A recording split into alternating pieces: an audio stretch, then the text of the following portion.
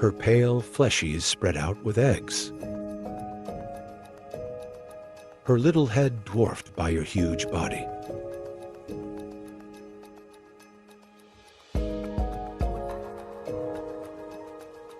Soldiers guard the real camera, her princes raised, ready to face intruders.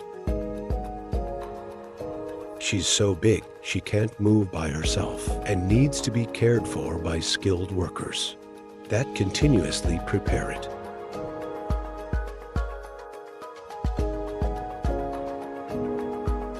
It produces eggs almost continuously. The attendants take them away as soon as they arrive. She can put thousands a day, 165 million over its 15 years of life. But to produce this prodigious number, she needs perfect conditions, a constant temperature, and a constant supply of well-oxygenated air. If she doesn't get it, she will die, and with her, the colony.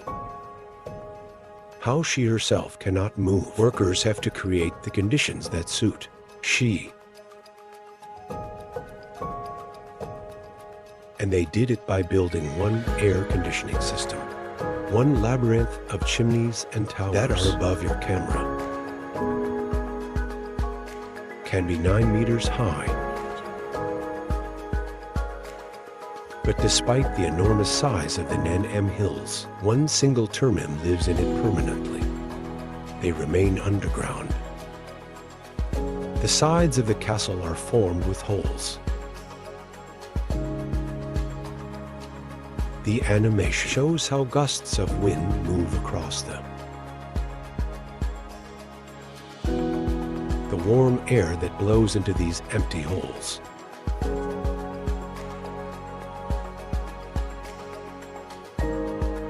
The internal ventilation passages has many twists and turns that decrease the air velocity, and the measure that slows down beyond the reach of the sun's rays. It cools. The fresh air that's through the hill displaces old and obsolete air. Outside it's over a foot.